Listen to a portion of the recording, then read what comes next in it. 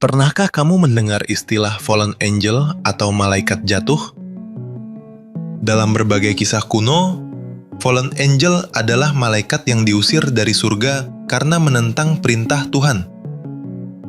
Sosok ini sering dianggap sebagai simbol pemberontakan, kejatuhan, dan kegelapan. Tapi di balik mitos itu, ada banyak cerita menarik yang jarang dibahas. Mohon tekan like dan subscribe ya. Terima kasih sebelumnya. Namun, mitos tentang fallen angel tidak hanya ada di satu budaya saja.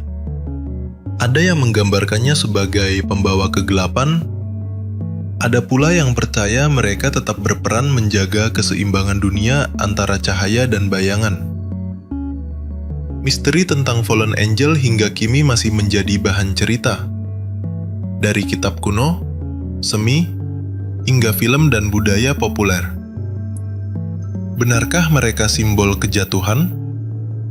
Atau justru cermin sifat manusia yang penuh hasrat? Kisah fallen angel banyak dikaitkan dengan tokoh Lucifer. Dalam tradisi Kristen, Lucifer awalnya adalah malaikat paling indah dan paling tinggi kedudukannya. Namun ia merasa sombong dan ingin setara dengan Tuhan. Karena kesombongan itu, ia diusir dari surga dan berubah menjadi simbol kegelapan. Menariknya, di dalam kitab-kitab apokrif seperti kitab Henokh, juga disebutkan ada sekelompok malaikat yang turun ke bumi, jatuh karena tergoda oleh manusia, dan akhirnya dihukum.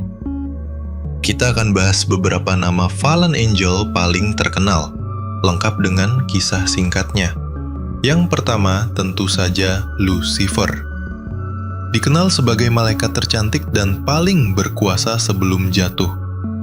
Namun, karena kesombongannya yang ingin menyamai Tuhan, ia diusir dari surga.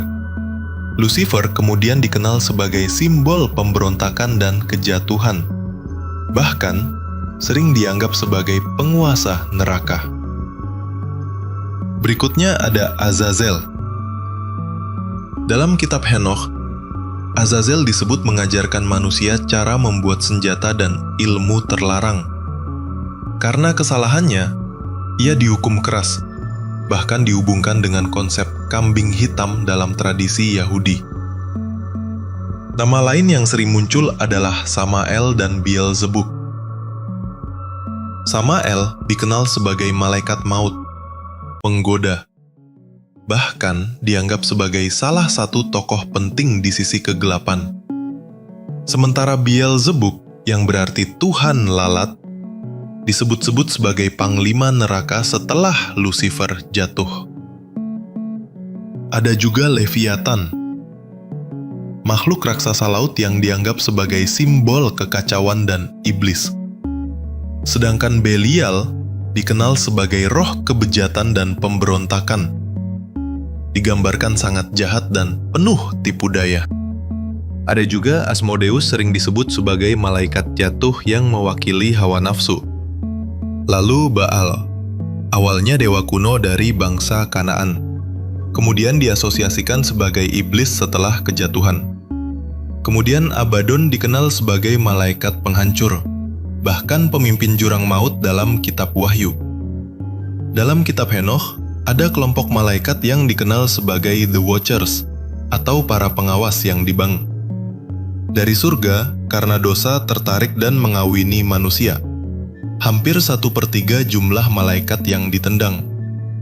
Pemimpin mereka adalah Semjaza, yang jatuh karena tergoda oleh manusia. Bersamanya ada nama-nama lain seperti Ramiel, penemu Kokabiel, dan Arakiel. Mereka dihukum karena mengajarkan manusia ilmu terlarang seperti sihir, astrologi, dan rahasia bumi. Dalam kitab kuno seperti kitab Henokh dan bahkan tersirat di kitab Kejadian, Nephilim disebut sebagai ras raksasa yang lahir dari hubungan terlarang antara fallen angel dan manusia. Ceritanya berawal dari sekelompok malaikat yang disebut The Watchers. Mereka ditugaskan untuk mengawasi bumi. Namun, para malaikat ini justru tergoda oleh kecantikan perempuan manusia. Dipimpin oleh Semjaza, mereka turun ke bumi. menikahi para wanita, dan dari persatuan itu, lahirlah keturunan raksasa yang dikenal sebagai Nephilim. Di era modern, mitos fallen angel masih hidup. Kita bisa menemukannya dalam film, komik, anime, hingga novel.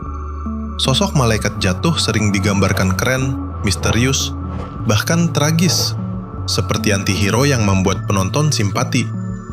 Fenomena ini menunjukkan bahwa manusia selalu tertarik dengan kisah tentang kejatuhan, perjuangan, dan harapan untuk bangkit kembali.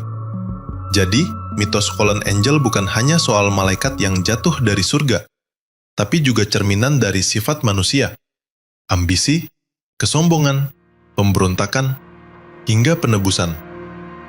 Pertanyaannya, menurut kamu, apakah fallen angel benar-benar jahat? Atau justru mereka adalah simbol kebebasan yang dibungkam oleh aturan langit?